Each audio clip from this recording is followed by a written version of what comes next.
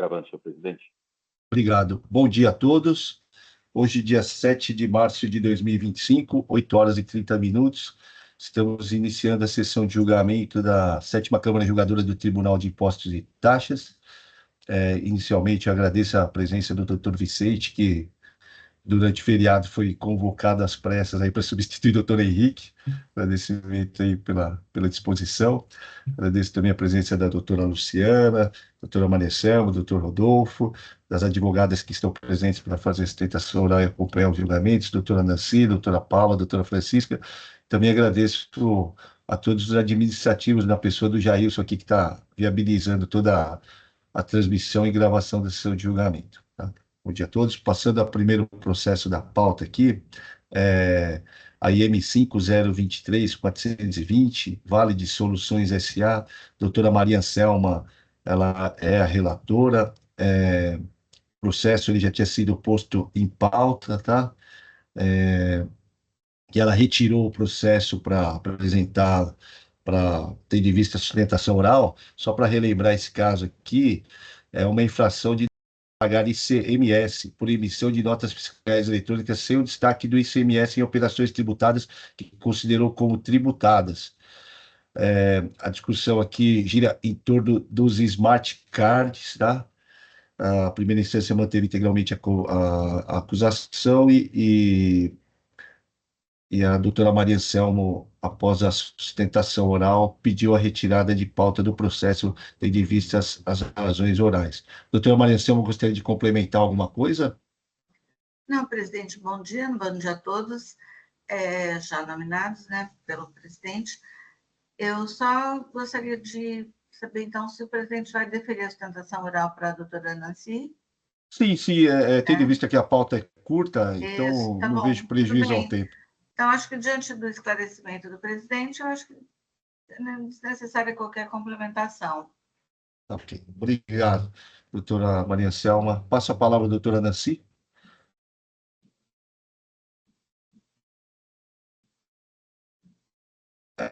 Está sem voz, doutora. Obrigado.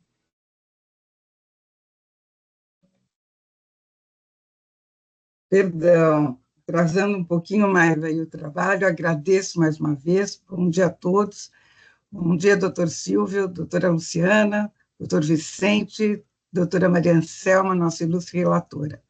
Eu, realmente, o que me move trazer aqui é uma satisfação estar no TIT, no tribunal, para trazer aqui as razões da nossa constituinte, a doutora Paula Portela, que está aqui acompanhando, já teve, minha colega, já teve o momento de fazer realmente as considerações da nossa contestação ao auto de infração, e realmente eu acredito que não preciso me estender muito, mas relembrando a matéria, principalmente em razão do doutor Vicente estar compondo aqui os julgadores, né, a composição dessa Câmara.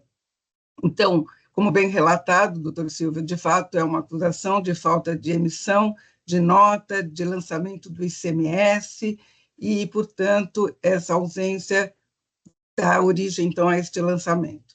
Mas o ponto, acho que, central da discussão é saber se o bem que nós estamos tratando, né, o fornecimento pela minha cliente de cartões inteligentes, os tal smart cards, e, neste caso, a instituições bancárias, são ou não são mercadoria?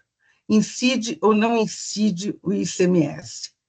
No entendimento nosso e com consolidação na legislação do ISS, em pareceres técnicos que foram acostados ao processo, nós temos realmente a convicção, com todo respeito a opiniões divergentes, de que se trata de um serviço, de uma composição gráfica, distinguindo-se, inclusive, dos cartões telefônicos, que motivaram, provavelmente, a autuação, porque eles são personalizados. Eles se destinam, eles têm um propósito específico que os distingue do que, então, fazem incidir o ICMS, que é o produto, é o bem, é a mercância, é a mercadoria. Este cartão aqui, eu tenho o próprio, ele realmente decorre de uma prestação de serviço. E quanto à parte técnica, isso a gente já anexou o laudo do INT, que ele mostra as distinções, mas aqui nós estamos diante de uma abordagem jurídica. E por que ele não é uma mercadoria? O fato da personalização, como nós já vimos, para alguns julgadores, para alguns entendedores, intérpretes do direito, militantes da advocacia tributária, talvez não fosse suficiente. Eu tenho um boné, eu tenho uma camiseta, eu tenho uma embalagem que eu posso personalizar. E isso não altera a natureza da mercadoria. E nisso a gente não discorda. Mas o que realmente a personalização, nesse caso, modifica e trata esse bem como um serviço e não uma mercadoria, é exatamente a vinculação, é a intransferência desse bem para uma pessoa ou outra.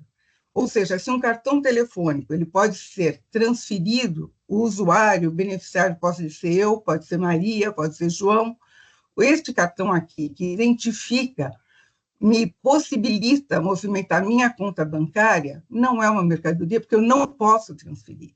Ele não está sujeito à mercância, diferentemente do cartão telefônico, que, inclusive, o que se trata é chamadas telefônicas, cuja incidência do imposto é previsível na Constituição, no seu núcleo de incidência.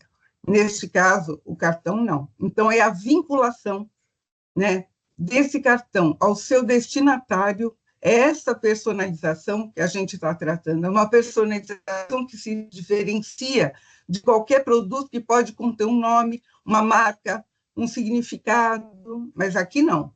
Aqui somente eu, como usuária, destinatária, correntista de tal banco, de tal situação, de uma conta corrente, é que posso movimentar.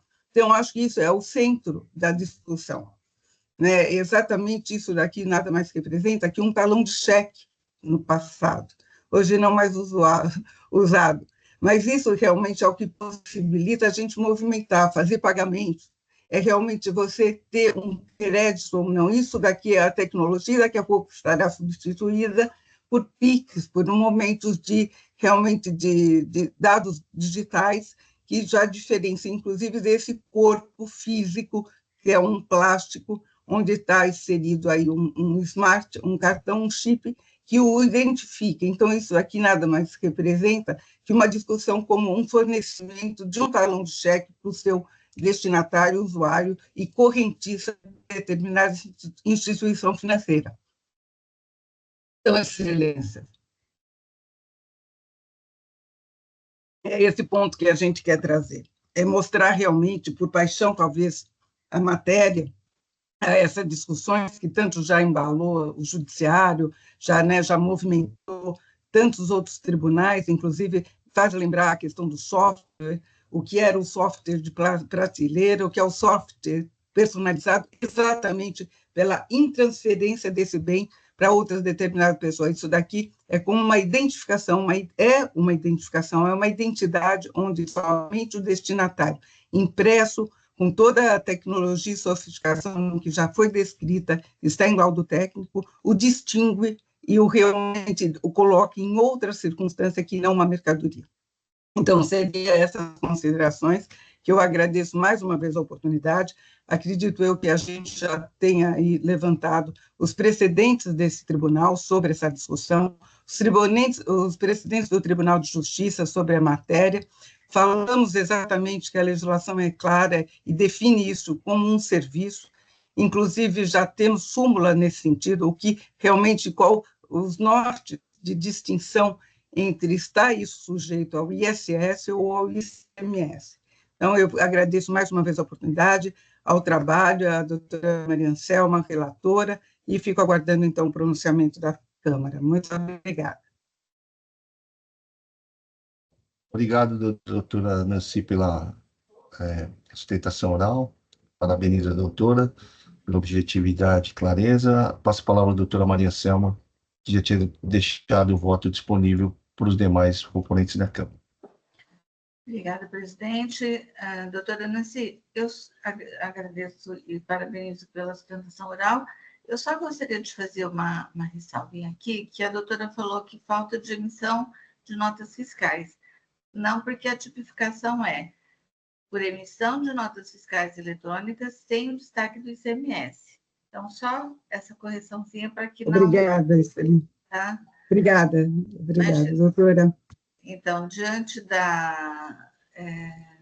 também, né, eu, então, Passo, então, o exame do presente apelo, verifico que o mesmo está devidamente revestido dos requisitos, conheço do recurso e passo ao seu julgamento. Anteriormente, retirei o processo de pauta para melhor análise do alegado pela recorrente em seus memoriais de julgamento de recurso ordinário juntado aos autos em 7/2/2025, às 16 horas e 7 minutos, conforme o protocolo de folhas 1883. Mesmo estando previsto que toda e qualquer prova deve ser juntada aos autos juntamente com a defesa e com o recurso ordinário, por se tratar de memoriais de julgamento, entendi ser necessária análise de tal documentação e alegações em cumprimento aos princípios da ampla defesa e contraditório. Passo, assim, ao julgamento do recurso. Em suas razões recursais, a recorrente alega que, ao contrário do entendimento proferido pela... Deixa eu mudar aqui.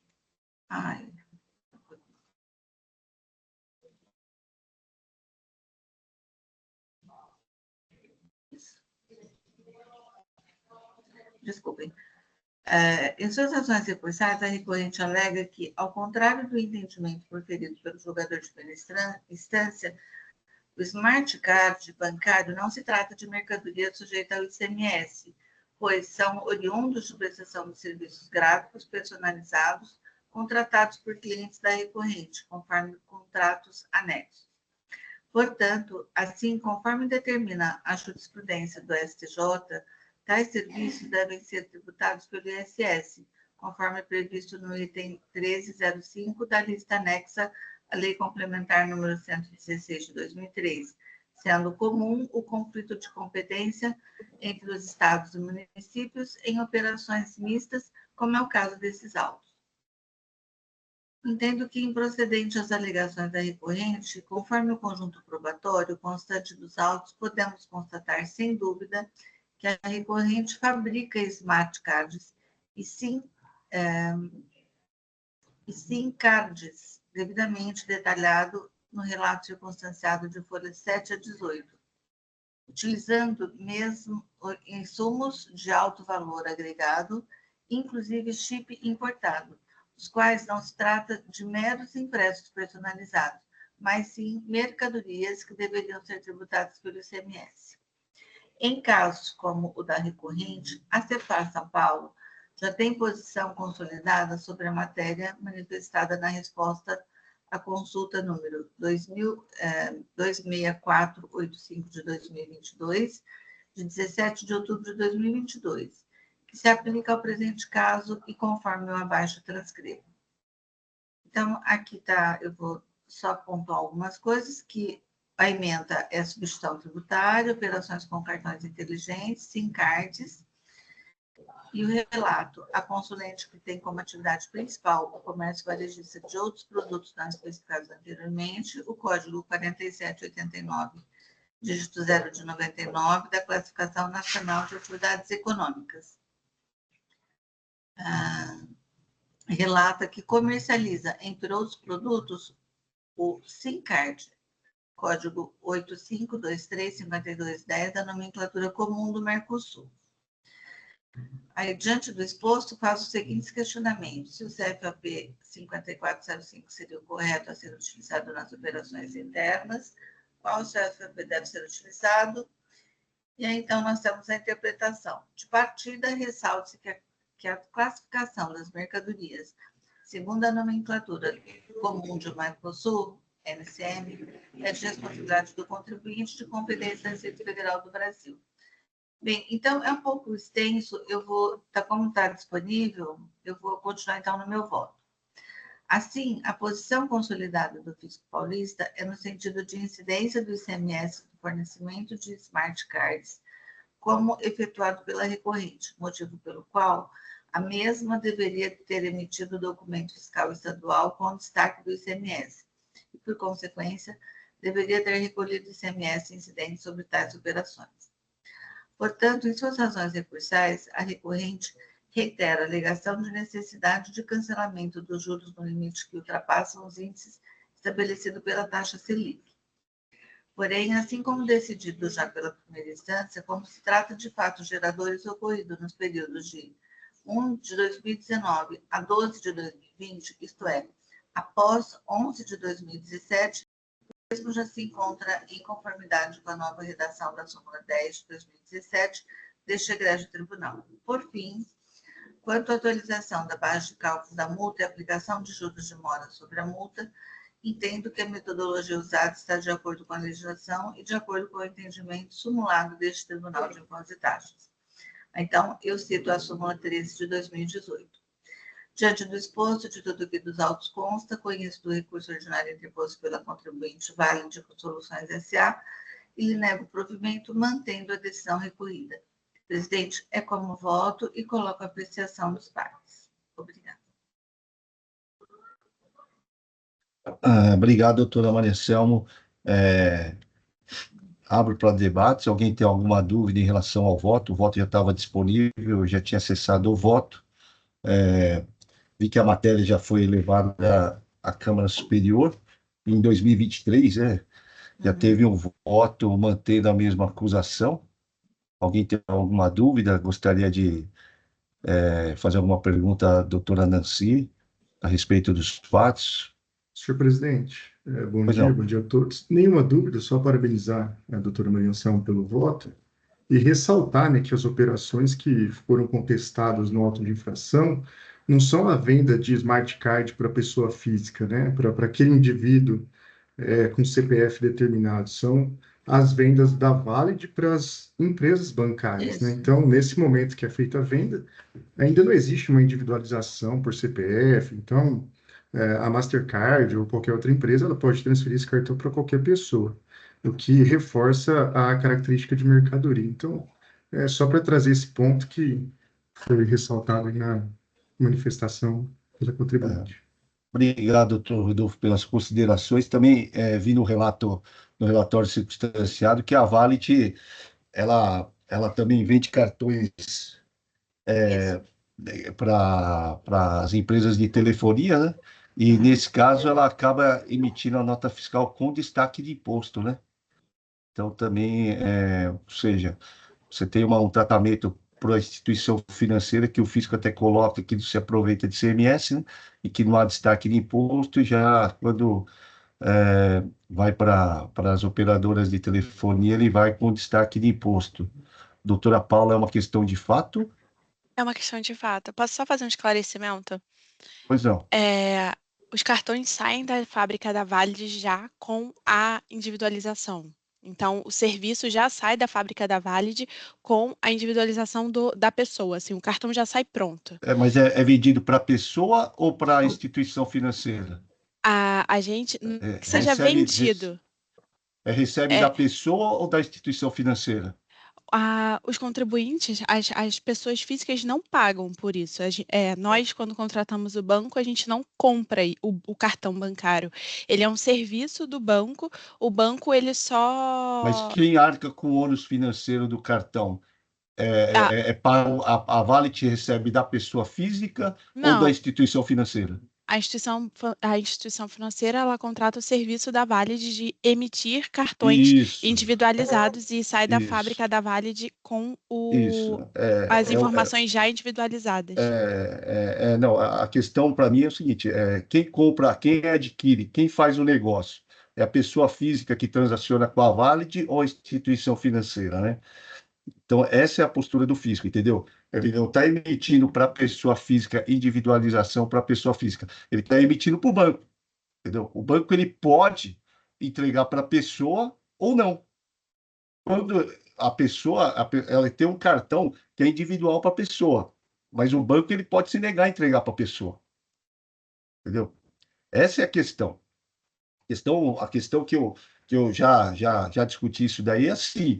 Você vende para a pessoa física, é algo individual, serve para a pessoa física, serve para a pessoa física. Mas o banco é obrigado a entregar para a pessoa física?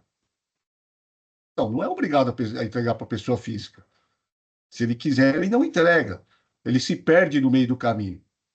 Só eu lembro que eu peguei uma instituição financeira, adquiri um cartão de crédito e ele foi emitido 2 vezes para mim. Um cartão não chegou. Não sei por que motivo, eles emitiram outro logo em seguida, entendeu? Então, assim, Essa é a questão que se coloca aqui, que para mim é importante, né? Mas, doutora Nancy, gostaria de falar alguma coisa? Desculpa, até não gostaria de passar por abuso da paciência e da composição de vocês, mas é exatamente essa distinção que a gente está trazendo, é que esse bem, vamos dizer, no nosso entendimento, é encomendado pela instituição financeira Avalide, ele não é utilizado pela instituição financeira como algo para ser comercializado ou industrializado, né? Quer dizer, a própria situação de ser instituição financeira encomendante é nesse paralelo que a gente gostaria de agregar. Semelha-se muito a um cheque, a um talão. Ele é um veículo, ele é a forma como que o correntista daquela instituição se comunica e mobiliza e movimenta a Não, sua compra. assim, Era nesse isso, sentido. isso daí a gente já entende. Isso daí a gente já Ah, tá entende. O bom. problema é, até que ponto isso é mercadoria, entendeu? Para um é mercadoria, para outro é bem, entendeu? Essa é a posição do CMS, entendeu? A semiótica jurídica se dispõe aí. Isso daí para a Valet é saída de mercadoria ou saída de serviço, entendeu? Para nós, é essa a postura. O que é serviço para um, em dado momento, é serviço, ela é mercadoria para outro. Entendeu? Tudo nasce como mercadoria e no processo ela vai tomando o caminho, para uns vai virando serviço, mas aqui, para nós, assim, porque eu entendo, nesse caso, eu entendo assim como a relatora, entendeu? Que assim, para a Valid, no momento que ela dá saída de uma mercadoria, entendeu? Tanto é que quando ela dá a saída do produto, ela vai lá e tem que ser classificado como mercadoria, né? Mas a doutora Maria Selma é relatora, fica à vontade, doutora. Doutor Silvio, não, eu só gostaria de acrescentar que ela compra matéria-prima, né? E as matérias-primas são caras, são, assim, inclusive importadas. Então, quer dizer, ela compra para quê? Né? Ela produz o produto, ela transforma aquela mercadoria no produto que é o cartão. Então, eu não sei, como eu entendo, né? Eu sugiro assim, que a doutora Nancy faça uma consulta junto à Cefaz, específica, né, colocando os argumentos, e veja a resposta, né, porque a consulta só vai valer mesmo para quem faz a consulta. Então, fica aí a minha sugestão, doutora. Obrigada, doutora Anselma, pela atenção. É um Obrigado. caso bastante complexo, a gente entende, dependendo do ponto de vista, eu entendo as razões da Cefaz, ou do próprio tribunal, mas realmente um impasse, vamos dizer assim, exatamente porque nem todo o serviço eu preciso de insumos, né? Eu adquiro para realizar um serviço. É nesse quesito que a gente aí, então, se combina, a gente não nega que há uma aquisição de bens e toda uma sofisticação até tecnológica, mas exatamente a destinação final é que o distingue, no nosso ponto de vista, e com respeito à opinião contrária, de mercadoria e serviço. Né? Eu acho que há a súmula do STF sobre isso, a gente tem entendimento, sabemos que isso é uma matéria que parece simples, mas é bastante complexa, e eu respeito a opinião de vocês e agradeço realmente a sua orientação. Obrigada, Tá, ok. doutora. Obrigado. Alguém mais gostaria de falar? Posso encerrar os debates? Ok.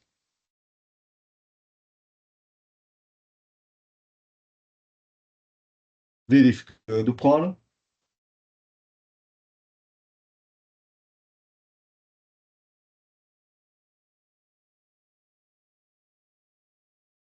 Em votação.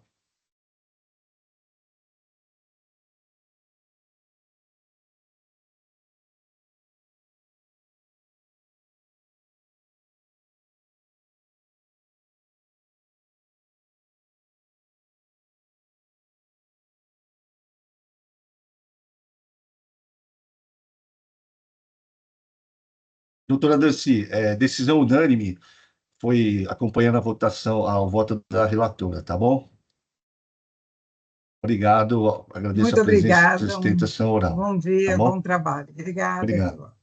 Boa tarde, É, bom dia. Boa tarde, bom bom dia, dia. obrigado, doutora Paula, também. Pegar o primeiro processo da pauta, a IM 4098536, Imbra Indústrias Químicas Limitada, processo de minha relatoria, é um retorno de vista, já havia apresentado o voto, já foi feita sustentação oral, e eu acabei acolhendo o entendimento da Câmara Superior, e conhecido o recurso ordinário, e lhe dei provimento, tá? Só para contextualizar, a acusação recebeu e transportou mercadorias no valor total de R$ 2.304.214,50, acompanhados de documentação fiscal inábil, e, portanto, desacompanhada de documentação fiscal nos termos do artigo 184.1, conforme demonstrativo anexo 1. As notas fiscais inábeis foram supostamente emitidas por Nayara Comércio de Grãos Limitada, empresa que teve a nulidade de sua inscrição estadual constatada pelo processo número tal. O que acontece? Nesse caso, eu acolhi a tese da Câmara Superior para afastar a responsabilidade da contribuinte, tendo em vista que tratava-se de operação triangular, tá? E ela figurou como industrializadora de terceiros, ok?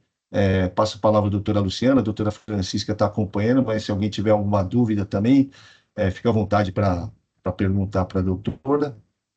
Passo a palavra à doutora Luciana, fica à vontade, doutora. Ok, presidente, mais uma vez, bom dia a todos. Eu passo a leitura, então, do meu voto. Pedi vista dos presentes autos para tecer algumas considerações acerca da controvérsia posta, que já foi objeto de voto apresentado pelo juiz doutor Silva, a quem rendo minhas sinceras homenagens. Por brevidade, adoto nesse voto bem elaborado o relatório do legislator, mas peço bem para alguns realces. Como muito bem relatado no voto de relatoria, né, o AIM relata a conduta infracional de recebimento, transporte de mercadorias, acompanhado de documentação fiscal inábil. As notas fiscais inábeis que acobertaram as operações foram supostamente emitidas por Nayara Comércio de Grãos, empresa que teve sua nulidade de subscrição considerada através do processo que aqui eu cito. Talvez também valha rememorar que estamos a tratar de recurso ordinário, de recurso de ofício, interposto com a decisão de primeiro grau, que julgou procedente o presente AIM, né, mas reduziu a multa aplicada, conforme folhas 961 e 976. É oportuno ainda recordar que o presente processo vem aqui a julgamento retornado ao Pleno da Câmara Superior por conta de declaração da nulidade da decisão proferida anteriormente em sede ordinária pelo Pleno da Segunda Câmara Julgadora. Nós, que o acordo proferido em sede especial, reconheceu a existência de vários vícios de nulidade no ato decisório ordinário anterior, dentre eles o julgamento de lide diversa e o uso de premissa falsa. Nesse particular, convém salientar que restou fixado pela Corte Superior o entendimento de que a conduta imputável para, no caso, o recebimento de transporte de mercadorias advindas de empresa em situação irregular perante o fisco, é fato jurídico diverso, e independente da natureza jurídica da relação a ele subjacente, a contratação de operações por encomenda por parte de outras empresas. Melhor dizendo, o acordo proferido pela Colenda Corte Alta desse tribunal afastou da lide arguições acerca da relação jurídica entre a industrializadora e as encomendantes da industrialização. E aqui eu transcrevo trechos do acordo da Câmara Superior. Pois bem, retornando ao presente julgamento, manifesto concordância com o entendimento do ministro juiz relator no sentido de que o recurso de ofício interposto não merece provimento. Não obstante isso, peço bem para tecer algumas considerações acerca do apelo ordinário. Necessário se faz destacar que o ilustre relator externou o seu pessoal entendimento no sentido de que, abro aspas, a acusação de recebimento de mercadoria desacompanhados em situações análogas em que a autuada figurou como industrializadora deve prevalecer, mesmo em situação em que não restou comprovada que a infração foi praticada com dolo, fraude e simulação. Não obstante, com esteira da decisão exarada pela Plena da Câmara Superior no julgamento do AIM 4101784-5, o nobre relator se posicionou pelo cancelamento integral da atuação fiscal, consignando que, abro aspas, a autuada, como mencionado no voto acima transcrito, não realizou operação prestação com o contribuinte declarado inidôneo, mas sim com seus próprios clientes e comandantes da industrialização. Portanto, não lhe compete a comprovação da regularidade fiscal de terceiro, com quem não operou, ainda que tenha tentado fazê-lo ao longo do processo. Fecho aspas. E aqui eu trago, então, trecho do voto de relatoria. Ademais, em caráter subsidiário, o ilustre relator assim se posicionou. Abro aspas, com relação à multa, a recorrente entende que a penalidade deveria ser de 17,5%, vez que não seria responsável pelo transporte. Acolho a tese recursal, as notas fiscais indicam que o transporte é por conta do destinatário, nesse caso, entendo que o destinatário seria os adquirentes e não a autuada, até porque não ficou comprovada a negociação entre a autuada e a remetente das mercadorias. Ainda observo que notas fiscais de remessas simbólicas indicam que o frete é por conta da recorrente. Aí cito as notas 781, 784 e 790. Assim, entendo pela existência de dúvida razoável que milita a favor do recorrente, mas que não ficou comprovado que a recorrente foi responsável pelo frete. Com devido respeito, o ponto que aqui põe em relevo é que, no meu sentir, o posicionamento firmado no julgamento do AIN 41.01784 não se aplica aos presentes autos, haja vista que, para esse caso concreto, a decisão da Câmara Superior do TIT já fixou o entendimento de que o recebimento e transporte de mercadorias advinda de empresas em situação irregular perante o fisco é fato jurídico diverso e independente da natureza jurídica da relação a ele subjacente, a contratação das operações por encomenda por parte de outras empresas. Grife-se. No presente caso, a decisão da segunda Câmara Julgadora foi declarada nula, uma vez que se centrou em negócio jurídico que não configura objeto da autuação fiscal, celebrado entre o industrializador autuado e o encomendante da industrialização. Assim, diante do que restou decidido no acordo da Câmara Superior do TIT, que retornou os presentes autos para o julgamento, e registrando que perfilho da mesma compreensão consignada no dia do julgado, faço coro ao entendimento pessoal do ilustre relator no sentido da legitimidade da exigência fiscal narrada no IN. E sobre a égide desse mesmo fundamento, o fato jurídico tratado independe da natureza jurídica a ele subjacente, que pedindo vênis também divide do posicionamento aposto no voto de relatoria, no sentido de que a multa aplicada deveria ser reduzida a patamar de 17,5%, porque o destinatário seria as adquirentes não autuado. A par disso, eu faço aqui, então, transcrevo a linha C, inciso 1 do artigo 406 do RICNES, e digo: veja-se que, consoante a previsão normativa acima transcrita, quando um estabelecimento manda industrializar mercadoria com fornecimento de matéria-prima, produto intermediário, material de embalagem adquirido de fornecedor que promove a sua entrega diretamente ao estabelecimento industrializador, ou o estabelecimento fornecedor deverá emitir nota fiscal sem destaque do valor do imposto, para acompanhar o transporte da mercadoria para o estabelecimento industrializador.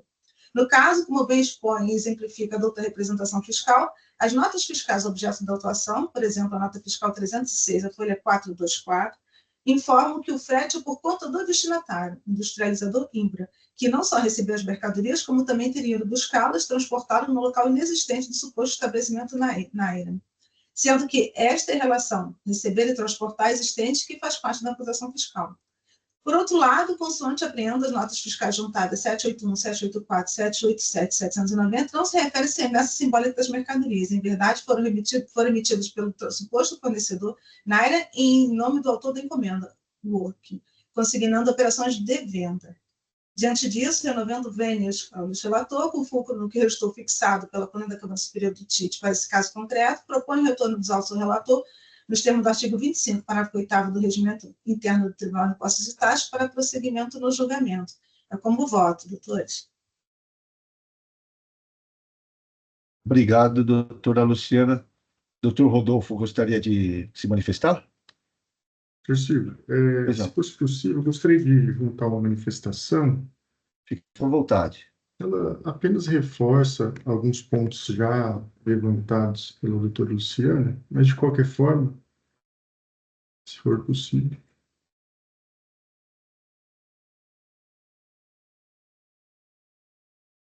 Já solicitei. Concedido.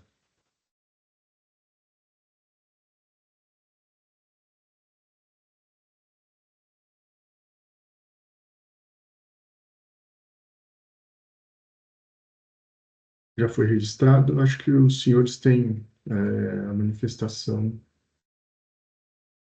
para ir acompanhando. Bom, os primeiros parágrafos, eles apenas reforçam, né, o objeto do julgamento, então, a concordância da representação fiscal em relação à decisão de primeira instância, né, que culminou na redução da multa em relação à aplicação do parágrafo 2º, e a retroatividade da lei mais benéfica em relação à penalidade imposta, né? E o parágrafo 3º começa a tratar das razões do recurso ordinário, que trata efetivamente do mérito da autuação. Então, a partir do parágrafo 4º, eu sigo na minha manifestação. Notem que, essencialmente, a infração descrita na peça exordial do AIN tem caráter formal, pois o mero descumprimento da obrigação acessória torna perfeitamente caracterizada a infração, não se fazendo necessária a demonstração de qualquer resultado material. Não há quaisquer dúvidas quanto ao fato de que as notas fiscais que teriam acompanhado o transporte e o recebimento das mercadorias, no caso da operação triangular relatada nos autos, foram as notas fiscais supostamente emitidas pela empresa Nayara Comércio, pois as notas fiscais emitidas pelo autor da encomenda cuidam apenas de operações simbólicas. Nesse sentido, o artigo 406 do RICMS. Aqui eu transcrevo o artigo 406, trazendo alguns destaques para o inciso 2º, né, que o estabelecimento autor da encomenda deverá ressalvar o disposto no parágrafo único, emitir nota fiscal relativa à remessa simbólica.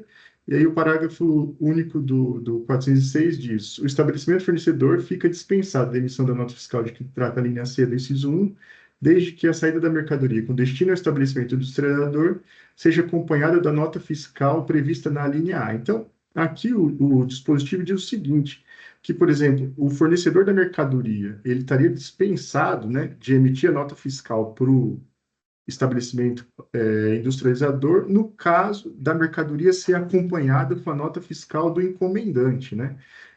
O que não é o caso dos autos, porque, aí segundo a minha manifestação, nesse contexto, se a mercadoria tivesse sido acompanhada pela nota fiscal emitida pelo autor da encomenda, conforme previsão do parágrafo único acima transcrito, a fornecedora sequer teria emitido as notas fiscais carreadas nos autos, consignando a autuada como destinatário.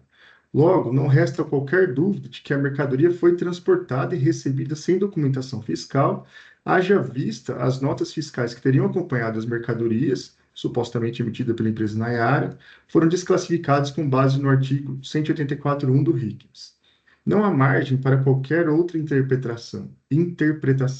A acusação não é de armazenamento, estocagem de mercadorias desacompanhada de documentação fiscal, mas de recebimento e transporte. No ato do transporte e recebimento, o documento que acompanhava a mercadoria era inábil.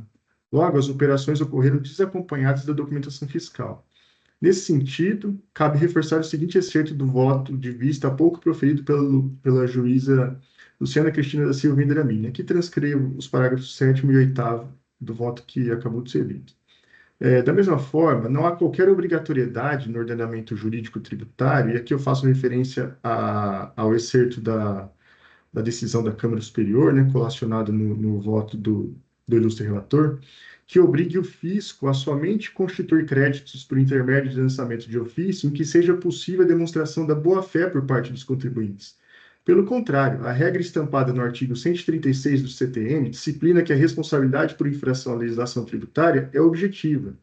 No presente caso, a recorrente alega não ter tido qualquer tipo de relação negocial com a suposta fornecedora, mesmo diante do pedido de folhas 550, e que tal fato impediria a suposta possibilidade de comprovação da sua boa-fé. Infelizmente, esse é apenas um dos riscos aos quais os contribuintes estão sujeitos em suas relações negociais, o que não se pode é tornar inexequível qualquer autuação pelo simples fato de não ser possível aos contribuintes buscarem demonstrar sua boa-fé. Referida impossibilidade, de forma alguma pode servir como supedâneo para descaracterizar a infração. Tal fato apenas retira da recorrente a excepcionalidade de tentar comprovar sua boa-fé com o objetivo de se furtar da autuação. Dessa forma, independentemente da natureza triangular da operação e de qualquer suposta inexistência de relação comercial entre a fornecedora e a autuada, a infração está caracterizada, pois o transporte e o recebimento das mercadorias se deram desacompanhados de documentação fiscal. Por fim, os DANFs, a exemplo dos que constam as folhas 146, 158, 173, 197, entre outros, indicam que o transporte correu por conta do destinatário. Em referidos DANFs, consta indicado no campo frete por conta o destinatário como responsável, ou seja, a recorrente Indra. Soma-se a tal fato a existência de documentos referentes ao transporte, né, indicando a recorrente como tomadora do serviço de transporte. A exemplo daqueles de folhas 301, 315, 316, 336, entre outros citados na manifestação. Com todo respeito aos posicionamentos em contrário, Porém, também não há qualquer margem para interpretação diversa acerca de quem seria o destinatário das mercadorias, para além daquele que conste indicado no referido campo das DANFs, independentemente da existência de operação triangular. Então, aqui, novamente, eu faço uma referência ao excerto do voto citado da Câmara Superior, que busca desviar ou indicar como destinatário não aquela pessoa que está indicada na nota fiscal que está sendo contestada nos autos, mas sim a adquirente da mercadoria, né? Da mesma forma, também não cabe qualquer elucubração quanto à possível existência de erro no preenchimento do DANF, quanto à indicação sobre o responsável pelo transporte da mercadoria. Para afastar a infração relativa ao transporte, caberia à recorrente trazer aos autos documentos que demonstrassem que o serviço de transporte fora contratado por pessoa diversa daquela indicada nos DANFs, e tal comprovação deveria ocorrer para cada uma das operações indicadas nos referidos documentos, pois não cabe prova por amostragem para afastar crédito tributário regularmente constituído. Diante de todo exposto, à exceção da parte do crédito tributário afastado em sede de julgamento de primeira instância e da limitação da taxa de juros à taxa Selic, conforme petição de folhas 1469, o remanescente do crédito tributário deve prosperar em sua integralidade. Então, aqui, senhor presidente, só para reforçar alguns pontos, né, o artigo 406, ele permitiria que a mercadoria fosse acompanhada com a nota fiscal emitida pelo autor da encomenda, mas não foi o caso dos autos. A mercadoria ela foi acompanhada com a nota fiscal emitida pela empresa irregular, né? E essa nota fiscal ela foi afastada pelo fisco com base no artigo 184.1. Então, no momento do recebimento da mercadoria e do transporte, não existia nota fiscal acompanhando a mercadoria, né? Então, essa é a infração, como bem relatado pelo doutor Luciano, essa é a infração que está em discussão no presente momento aqui, é o recebimento e o transporte das mercadorias. E também nessa nota fiscal que foi descaracterizada pelo fisco, ela indica que a destinatária seria responsável pelo transporte das mercadorias, né? Todas as notas fiscais indicam isso. E esse fato é reforçado por alguns documentos referentes ao transporte que trazem, né, a autuada como a contratante do serviço de transporte. Então, caberia a autuada para descaracterizar esses documentos ou as informações desses documentos, trazer provas em sentido contrário, mas para todas as operações, o que não é o caso dos autos. Então, seriam essas as nossas considerações. Muito obrigado. Obrigado, doutor Rodolfo. Confesso que quando eu li a manifestação fiscal, eu não entendi a parte da, da infração formal, né? Mas mais adiante, aí, com a leitura do voto, eu entendi a tese desenvolvida pela DRF, né?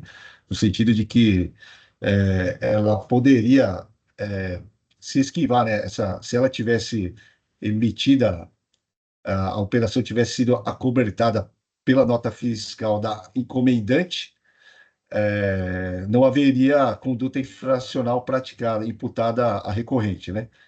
É isso que se fala, né, na manifestação, de que se ela tivesse dispensado a emissão da nota fiscal e sendo acobertada pela encomendante, né? Eu entendo a posição e eu até externei a minha posição pessoal no voto, de que, em casos análogos eu não aplicaria a tese defendida no recurso ordinário, né? No entanto, em pesquisa da mesma contribuinte, eu vi dois votos, né, tanto do Dr. Marcelo quanto do Dr. Marcelo Mendonça, quanto do Dr. Fábio Cruz, no sentido de afastar a responsabilidade da contribuinte nesses casos, né? Muito embora ressalve meu entendimento pessoal, mas eu acabei acolhendo a tese da Câmara Superior, tá? Por isso que eu vou manter minha posição. Eu abro para discussão, a doutora Francisca está presente, se alguém tiver alguma dúvida a respeito dos fatos, né? Fica à vontade. Então, a minha posição é pelo cancelamento do auto de infração, com fundamento nas jurisprudência trazida pela Câmara Superior, a doutora Luciana, ela entende que os autos devem retornar para o relator para prosseguir o julgamento. Alguém tem alguma dúvida? Sim, presidente. Pois não. Só para reforçar o meu entendimento, é no sentido de que, nesse caso específico, a Câmara Superior ela já retornou os autos, né, já afastando esse posicionamento que está no voto, vamos dizer, voto posterior da Câmara Superior. Entendi que, no caso concreto, a questão já restou afastada, já está consolidado esse posicionamento. É esse meu voto. Deixa eu só dar uma olhada, porque esse não foi o entendimento que eu tive. Eu entendi que voltou para julgar, né? Mas essa foi a nulidade. A nulidade foi justamente por ter julgamento de lide diversa. Né? Foi isso que eu entendi. Isso já restou afastado. Prevaleceu o voto do doutor Marcelo, né? Exato.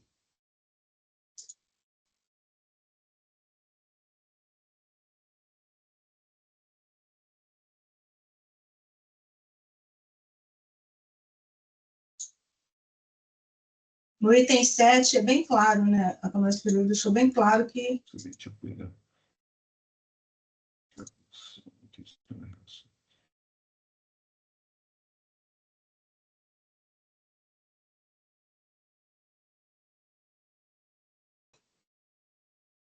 Doutora Luciana, o voto do doutor Fábio Cruz é que foi anulado? O voto do doutor Fábio Cruz é em outro processo.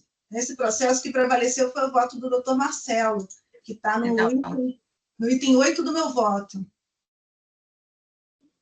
O voto do doutor Fábio Cruz que o doutor Silvio traz é no outro AIM, que é no AIM 4101784. Mas aí, então, eu vi essa questão, mas assim, tem outra questão também que deu a nulidade do voto, né? Ele fala o seguinte: há também premissa falsa na decisão recorrida, ao afirmar que, abre aspas, as operações de industrialização por encomenda foram suportadas por documentos fiscais hábeis para concluir a ausência de infração do artigo 203, conforme voto do Dr. Valério. Então, assim, nesse caso aqui, eu entendi mais forte essa questão, né? Porque, assim, se eu entender dessa forma, o voto que o doutor Marcelo deu anteriormente vai contra o voto dele, da posição dele que deu anteriormente, que eu já vi posição dele também, no sentido de afastar esse caso, né? Caso como da própria contribuinte, né? Por isso que eu acabei entendendo que foi a nulidade integral, né? Ó, por premissa falsa e não apreciação de argumento relevante, né? Ou seja, ela fala, ó, premissa falsa, né? Então, qual que está a premissa falsa aqui? A premissa falsa é que as operações de industrialização por encomenda foram suportadas por documentos fiscais hábeis, entendeu? Por isso que eu entendi dessa forma. Sim, doutor Silvio, são dois fundamentos, na verdade, são dois fundamentos, né? O premissa falsa e outro com o julgamento da lei de diversa. Mas, na verdade, eles acabam convergindo para o mesmo ponto, né? O mesmo ponto. E depende da empresa que contratou, da empresa com quem o autuado contratou. Então, na verdade, é a mesma situação. Eu entendi o seu posicionamento, realmente, a Câmara Superior, ela proferiu esse voto, né, esse acórdão, com um posicionamento, então eu acho que foi fixado esse entendimento para o caso, e entendimento posterior, né, em voto posterior, ela se posicionou em sentido contrário. Mas eu entendo que para esse caso já foi consolidado esse posicionamento, é assim que eu estou entendendo. Doutor Silvio, no próprio parágrafo 9, né, que trata da premissa falsa, ele segue dizendo o seguinte: e as encomendantes da industrialização não são objeto da autuação fiscal, mas sim o recebimento e transporte da mercadoria por partes da empresa cuja inscrição estadual foi considerada nula. É nesse ponto que eu acho que a doutora Luciana diz que os entendimentos eles convergem para o mesmo ponto, né? Que a infração seria do recebimento e transporte aqui. Né? Deixa eu só ler aqui. Há também falsa premissa na decisão recorrida, ao afirmar que, abre aspas, as operações de industrialização por encomenda foram suportadas por documentos fiscais hábeis. Você falou parágrafo 9º? Isso. É o 9º que eu suporto a minha decisão, né? Mas ele Que é a premissa falsa. Ele fala, e as Parágrafo- encomendantes da industrialização não são objeto da autuação fiscal, mas sim o recebimento e transporte das mercadorias. O meu entendimento, né, salvo melhor juízo, é que ele está dizendo que, nesse caso, a premissa falsa é porque a decisão se suportou na relação negocial de encomenda de industrialização, quando a operação que está em contestação nos autos de infração é o recebimento e o transporte de mercadoria, né? Por isso que eu entendi, o meu entendimento desse parágrafo, que houve premissa falsa, porque ele se pautou em uma outra operação, que ela acontece paralelo à operação que está sendo contestada nos autos, para dizer, olha, não há infração porque a encomendante era uma empresa regular. Mas aqui a gente está falando, não, mas a nota fiscal que está sendo contestada é da operação que enviou a mercadoria, né? Entre a empresa irregular e a que recebeu. Foi o meu Entendo, mas entendimento. o problema é Doutor, que a decisão da superior, que eu cito no meu voto, se encaixa perfeitamente ao caso em discussão. Entendeu? É literal. Aqui, ó. doutor Silvio, Pois não. eu estou prestes a acompanhá-lo, porque eu entendi também que não houve a negociação entre adquirente e autuada. Onde é que está essa aquisição para ela ser penalizada? Esse foi o entendimento, né? A Câmara Superior, ó, eu vou ler o voto aqui que consta no meu voto. A título de contextualização, desculpa, o autuado Imbra recebeu óleo de soja demogado para industrialização, perdão, por encomenda de seus clientes, Carina, Nexus Oleum e Dispafil. Óleo este que foi adquirido por encomendantes junto à Croio e entregue diretamente do estabelecimento autuado, por conta e ordem para industrialização, matriz e filial. Tiveram suas inscrições estaduais declaradas nulas em PCN. O venerando do acordo recorrido manteve a acusação, sob fundamento em síntese, de que, tendo o autuado recebido mercadoria desacompanhada de documento hábil de suposta emissão de CROIL, incorreu em infração ao artigo 203, bem como não logrou comprovar os requisitos para a configuração de sua boa-fé.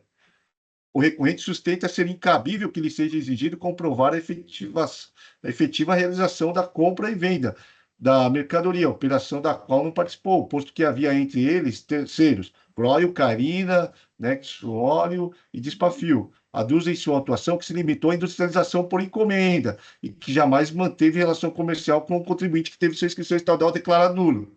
Com esse do recurso, vez que caracterizado o dissídio em face dos acordos paradigmas proferidos referentes aos processos AIM 40985362, 3144-1490, que cuidam de situação fática de mesma natureza, decidiram que nas operações de industrialização por encomenda, a inidoneidade dos fornecedores, dos encomendantes, não implica infração por parte do industrializador, que recebe mercadorias por conta e ordem de seus clientes, autores da encomenda, salvo se comprovado que agiu com dolo, fraude ou simulação, ou se o fornecedor já se encontrasse com inscrição cassada na data das operações.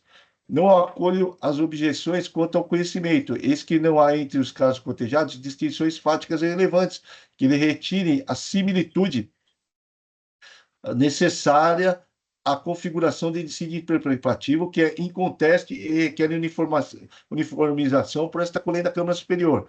No mérito, não obstante a notória qualidade técnica e jurídica dos ilustres subscritores do acordo recorrido, entende que o apelo do contribuinte deve ser provido, devendo ser prestigiado o entendimento exarado nos acordos paradigmas. Com efeito, no caso dos autos, temos claramente duas relações negociais distintas, a saber, a primeira, entre Carina, Nexo, Óleo e Dispafil, em face de Croio, que entabularam supostamente operação de compra e venda de óleo degomado, e a segunda entre a Imbra, na qualidade de prestador de serviço de industrialização por encomenda, e seus clientes, Carina, Nexo Óleo e Dispafil, na qualidade de encomendantes, tendo sido cassada a inscrição estadual da suposta fornecedora Croio, competiria às contribuintes Carina, Nexaol e Despafio comprovar a efetividade das operações, né? E aí se vai, entendeu?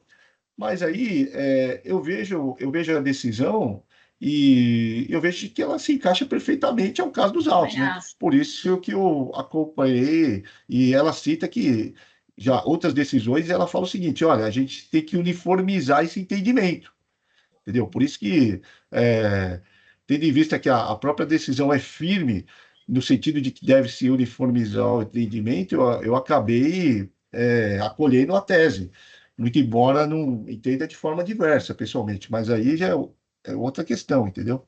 A doutora Luciana, fica à vontade. Sim, presidente, são dois pontos, né? Primeiro é que essa decisão do doutor Fábio Cruz, né, que eu estou trazendo no voto, é uma decisão posterior, né? Na verdade, essa decisão aqui foi uma decisão, um posicionamento à época, né, da Câmara Superior. E o segundo é que, na medida que a Câmara Superior ela fixa, né, o entendimento de que a conduta, que o recebimento, transporte das mercadorias vindas de empresa irregular é fato jurídico diverso e independente da natureza jurídica da relação a ele subjacente, e que houve um julgamento de uma lide diversa e uso de premissa falsa, na medida em que nós consideramos que esse fato jurídico é importante, nós não estaremos incorrendo novamente em julgamento de lide diversa e uso de premissa falsa, tal como a decisão anterior, que acabou restando por anulada. Na verdade, eu entendo que, à medida que se considerou que esse entendimento, né, não seria adequado, estaria se julgando uma lide diversa, não é esse o fundamento da acusação. E nós estaríamos, vamos dizer, retomando, né, o mesmo entendimento da decisão que foi anulada. Não sei, é só esse posicionamento. Mas eu entendi o posicionamento do doutor. Obrigado, doutora. Doutor Rodolfo?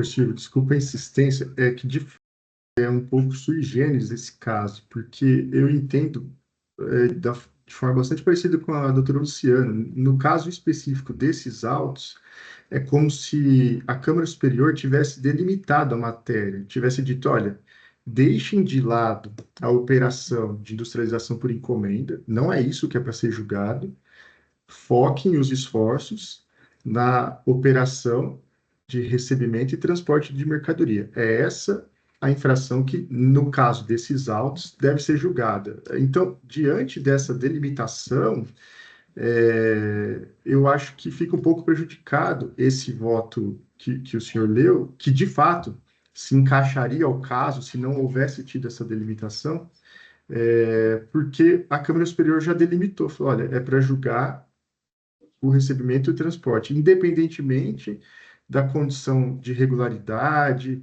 da encomendante, independentemente dessa operação ter sido tratada entre ela e a suposta fornecedora, não é isso que é para olhar, é a outra perna da operação, é a operação da remessa e transporte só, né? E aí, quando a matéria é delimitada para esse ponto, aí eu sinto dificuldade de ter uma conclusão diferente do que a doutora Luciana teve, né? Porque, de fato, se a nota fiscal ela foi desclassificada, não houve uma nota fiscal que acompanhou o recebimento e o transporte da mercadoria, né?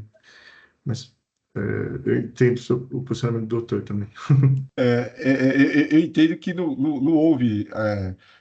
Se a matéria tivesse delimitada, ela devolveria para complemento de julgado, né? Ela anulou a decisão, né? Então, se ela anulou a decisão, ele volta para a gente julgar tudo, entendeu? Por isso que eu entendo. Agora, a tese do recebimento, com essa decisão da Câmara Superior, se mantiver a minha decisão tal como foi colocada e firmar a jurisprudência nesse sentido, a Câmara Superior está dando comando para o fisco, né? O cara, tipo assim, fiscal, vai atrás da empresa que negociou. A empresa que negociou, ela foi lá e ela tem uma nota fiscal, mas a outra que figurou como, como terceiro na operação, a gente não tem que ir atrás dela, né? Essa é a posição que eu vejo, entendeu? Que se firmar essa jurisprudência, é assim que vai caminhar, né? Que os autos de infração têm que caminhar. Mas é uma questão de acompanhar e ver o que vai acontecer mais à frente, né? Mas, assim, nesse caso aqui, eu entendo que não tem como, entendeu? Porque a operação é essa, é uma triangulação e a mesma contribuinte, entendeu? E esses votos que o doutor Fábio cita também são da mesma contribuinte. E aí acaba reforçando mais essa tese, né? Que a Câmara Superior, cada vez mais, ela tá se pautando nesse afastamento de conduta infracional, né? Mas é uma questão para a gente É, acompanhar e refletir, né? a Tá Câmara bom? Superior, ela está muito focada na questão da possibilidade de demonstração de boa-fé, né? Mas é estranho, porque em alguns plantões que eu já fiz como fiscal, de rua, você parava, por exemplo, um veículo e ele estava transportando a mercadoria sem o documento fiscal. Ele fala, poxa vida, mas eu emiti a nota fiscal para essa mercadoria e para essa operação. Olha, são duas condutas diferentes. Uma coisa é você ter emitido a nota fiscal, com destaque do imposto, e se você trouxer a nota fiscal aqui, com data e horário anterior ao desse momento de agora, a gente só não vai cobrar o imposto. Mas a infração de transporte de mercadoria desacompanhada de documentação fiscal, ela existe, independentemente do senhor ter emitido ou não a nota fiscal, né? E é por isso que eu digo que é uma infração formal, porque ela se consuma no ato, né? Quando não tem uma nota fiscal, não, não precisa ser questionada a boa-fé, né? Se não houvesse a questão da É, inidoneidade da não, empresa, a infração estaria caracterizada. aí a infração é transporte sem documentação fiscal, né? Porque você não tem documentação fiscal lá na hora. Ele não apresentou. Ele não apresentou a nota fiscal. Foi só um É, paralelo para dizer que, nesse caso, como o fisco desclassificou a nota, também não tinha. é, Mas é. eu não vou insistir. Obrigado Tá bom, pela doutor Luciano, fica à oportunidade. vontade. Não, presidente, só mais um ponto, né, que o senhor tinha colocado que a decisão da Câmara Superior ela não retornou para complemento de julgado, né, e sim, ela anulou a decisão. Mas ela anulou a decisão porque tratou-se de julgamento de lite diversa, né? Ela entendeu que a gravidade, né, ela julgou uma situação que não era dos presentes autos, né? Então, acho que esse é o motivo de que não retornou, né? Na verdade, ela acabou decretando a nulidade integral da decisão. E é isso realmente que eu temo, né, que nós estejamos estabelecendo esse julgamento de uma lide diversa, como ela mesma entendeu. Só essa consideração. Obrigada.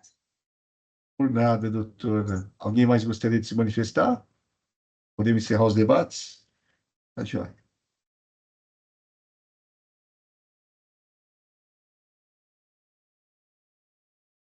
Verificando o quórum.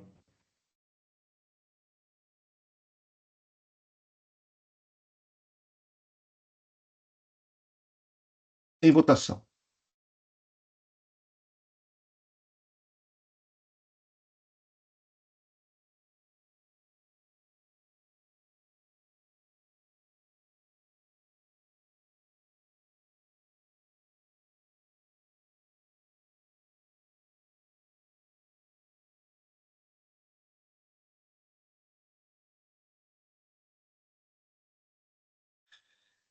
Doutora Francisca, doutor Vicente e a doutora Maria Anselma me acompanharam, tá? Então, o recurso de ofício foi não provido e o ordinário provido.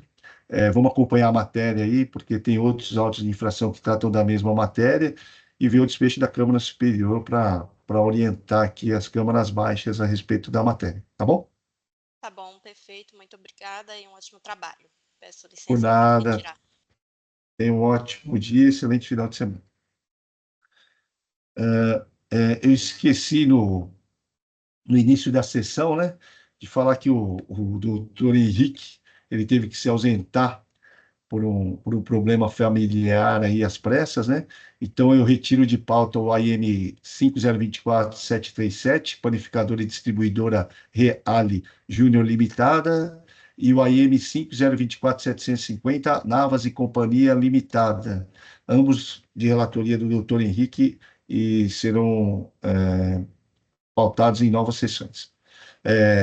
Dando continuidade ao julgamento, a IM 5036488, TS Collection Distribuidora de Polímetros Limitada, processo de minha relatoria, o voto já está disponível, tendo em vista aí não comparecimento para sustentação oral, eu vou ultrapassar a leitura do relatório e passar diretamente à leitura do voto, tá? A partir do item 7.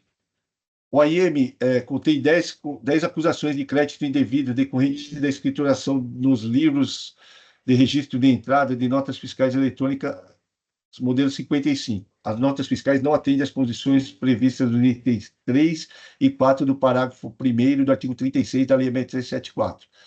Os documentos fiscais foram emitidos. Item 1. NMA, Comércio de Embalagens e Metais Eireli. 2. Item 2. NMA, Comércio de Produtos Farmacêuticos Limitadas. Item 3. PD Plásticos Eireles. Item 4. Pedro Donizete da Silva Ecoplásticos. Item 5. Douglas Black Plásticos Limitadas. Item 6. D. Casa Platina Plásticos. Item 7. Adilson Balbino Menezes Black Plásticos Eireli. Item 8. KNS Comércio de Plásticos e Embalagens Eireli. Item 9. RFO Comércio de Plásticos e Embalagens Eireli. Item 10. Working Compostos e Resinas Internacional Eireli. A primeira instância manteve integralmente as acusações. Contra a decisão, somente o responsável solidário Ângelo Simoni Neto apresentou recurso unitário. Em sede recursal, preliminarmente, solidário alega nulidade da decisão recorrida, abre aspas, por falta da devida apresentação jurisdicional, fecha aspas. Segundo a recorrente, a decisão recorrida foi absolutamente silente em relação aos argumentos apresentados em relação ao artigo 135, inciso 3 do CTN, e acabou por manter a acusação apenas escorada no artigo 124, inciso 1 do CTN, sem realizar a devida prestação jurisdicional em relação aos argumentos apresentados em relação ao artigo 136, inciso 3. O artigo 136, inciso 3 do CTN consta na capitulação da responsabilidade e a defesa apresentada pelos solidários discorre sobre a inaplicabilidade da responsabilidade com fundamento no mencionado artigo. Por outro lado, a decisão recorrida manteve a solidariedade com fundamento no artigo 124, inciso 1 do CTN, mantendo-se silente em relação ao artigo 135, inciso 3. Vejamos. Transcrevo a decisão recorrida e continuo no meu voto. Assim, considerando que a matéria foi ventilada em sede defensiva e a decisão foi silente, a preliminar deve ser acolhida e os autos devem retornar à primeira instância para complemento de julgado. Antes posto, conheço do recurso ordinário e acolha preliminar, devendo os autos retornar à primeira instância para complemento de julgado, tão somente em relação à tese defensiva relacionada ao artigo 135, inciso 3 do CTN, que consta como fundamento para a solidariedade. Como eu já havia mencionado, o voto já estava disponível. Vou fazer o registro dos votos e eu abro para discussão.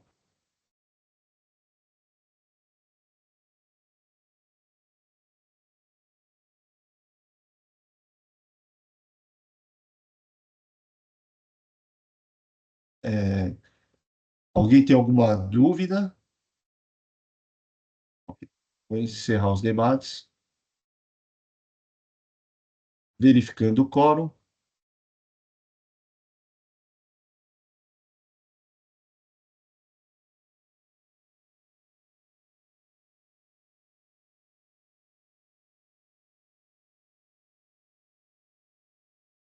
Em votação.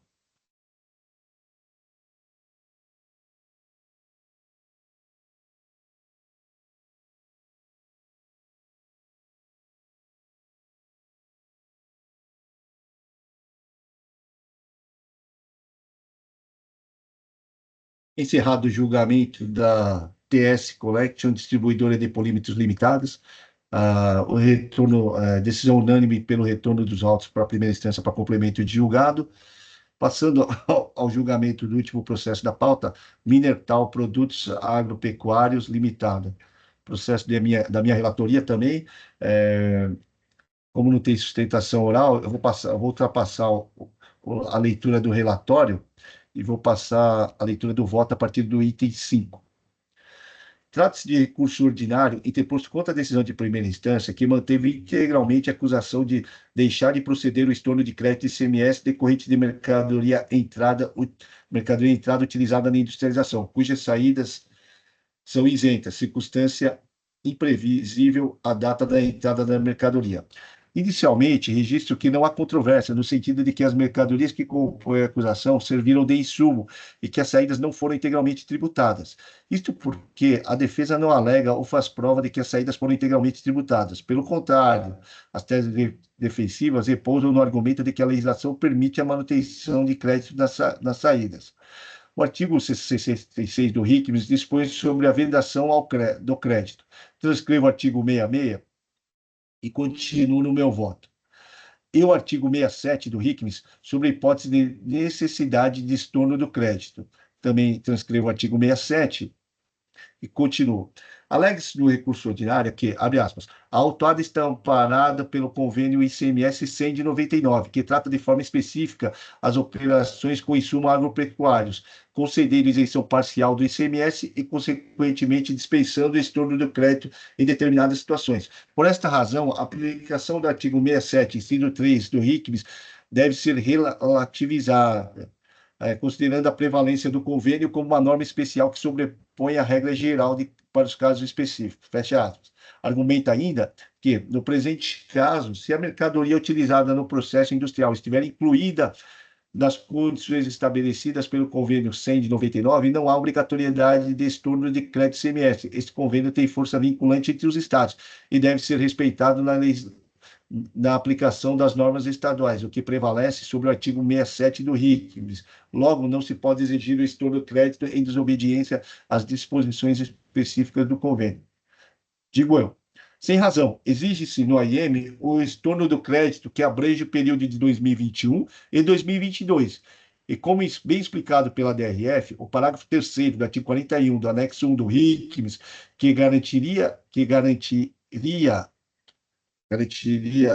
a manutenção do crédito, foi revogado pelo decreto 64.213, com efeitos a partir de maio de 2019. Transcrevo parte da manifestação da DRF e só vou ler a parte grifada.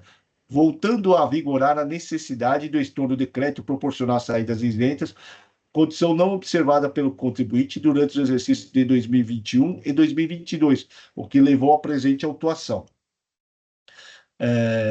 Continuo no voto. Do mesmo sentido, transcrevo a ementa da resposta à consulta tributária número 19.782 de 2019. Diz a ementa, ICMS, isenção, insumos agropecuários, revogação do parágrafo 3º do artigo 41 do anexo 1 do RICMES. Item 1. O decreto 64.213 de 2019, de 30 de 4 de 2019, revogou o parágrafo 3º do artigo 41 do anexo 1 do RICMES, vedando a manutenção do crédito do imposto incidente sobre as entradas das mercadorias listadas no artigo 41 do anexo 1 do RICMES, que se beneficiam da isenção nas saídas subsequentes. Nas saídas isentas das mercadorias listadas no artigo 41 do anexo 1 do RICMES e que foram adquiridas antes da vigência do decreto 64.213 de 30 de 4 de 2019, deve-se proceder ao estorno do crédito relativo à aquisição dessas mercadorias, conforme inciso 2 do artigo 67 do RICMES. Independentemente da data da aquisição da mercadoria, o fato gerador de ICMS é sua saída do estabelecimento, regendo-se pelas normas vigentes naquela ocasião. Artigo 2º, inciso 1 do RICMES, combinado com o artigo 14 do Código Tributário Nacional. Continuo no meu voto. Assim, considerando que a acusação abrange o período de 2021 e 2022, o crédito deve ser estornado, tendo em vista a revogação da manutenção do crédito por meio do decreto 64.213, de 30 de 9 de 2019. A revogação do parágrafo 3º do artigo 41 do anexo 1 não viola o artigo 152 da Constituição Federal, como argumenta recorrente. Isto porque a exigência do estorno do crédito não tem a finalidade de estabelecer diferença de tratamento tributário em razão da sua procedência e destino, pois o estorno do crédito se aplica em aquisições de operações internas e interestaduais. O mandato de segurança número tal não irradia efeitos dos presentes autos. A decisão exarada no mandamos garante o direito ao a manutenção do crédito deve ocorrer até 30 de abril de 2020, conforme cópia da decisão juntada pela autuada às folhas 33, data anterior ao período exigido neste AIM. A tese de inexistência de prejuízo erário não se sustenta, tendo em vista que a legislação impõe o estorno do crédito e a autuada, sem amparo legal, manteve os valores em sua escrita fiscal. Afasta as razões relativas à súmula 13 de 2018, visto que o artigo 52 dispõe expressamente, da Lei 13457, dispõe expressamente que a súmula tem efeito vinculante no âmbito dos órgãos de julgamento das delegacias tributárias de julgamento e do Tribunal de Impostos e Taxas. Com relação à multa, não há como acolher os argumentos de ofensa à razoabilidade, proporcionalidade e confisco, bem como o quanto decidido pelo Supremo Tribunal Federal, vez que a multa foi aplicada, a multa aplicada está de acordo com o definido na legislação, de tal sorte não cabe a este órgão de julgamento afastar sua aplicabilidade, sob pena de afronta ao artigo 28 da Lei 13457 de 2009. Também não há como reduzir a multa, pois o artigo 527-A prevê expressamente a inaplicabilidade da benéfice legal em caso que implicou em falta de pagamento do imposto, que é o caso dos autos. Destarte, afasta as razões recursais e mantém integralmente a acusação. Não disposto, considerando as provas dos autos, conheço do recurso ordinário e no mérito nego de provimento. O voto já estava disponível, só vou fazer o registro do mesmo e eu já abro para discussão. O voto já está registrado. Alguém tem alguma dúvida? Gostaria de algum esclarecimento? Ok. Vou encerrar os debates. Verificando o quórum.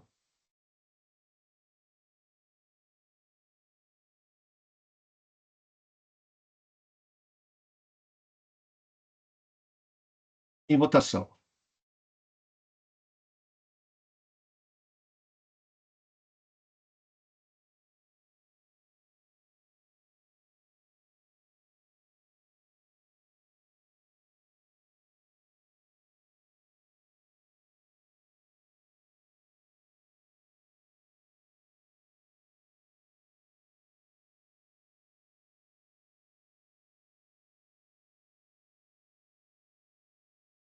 Encerrado o julgamento do AM 5037153, Minutos Agropecuários Limitada, recurso ordinário conhecido e não provido, decisão unânime.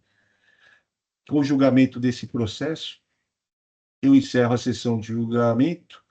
Agradeço a presença especial aqui, em especial do Dr. Vicente, que compareceu às pressas em substituição ao Dr. Henrique, que teve alguns problemas, tá? Agradeço também a presença da doutora Maria Anselmo, doutora Luciana e o doutor Rodolfo. Também agradeço a presença do Jailson aqui, que viabilizou toda a transmissão e gravação. Peço a todos que aguardem apenas o encerramento da transmissão e gravação. Tenham todos um ótimo dia e um excelente final de semana. Encerrado, presidente.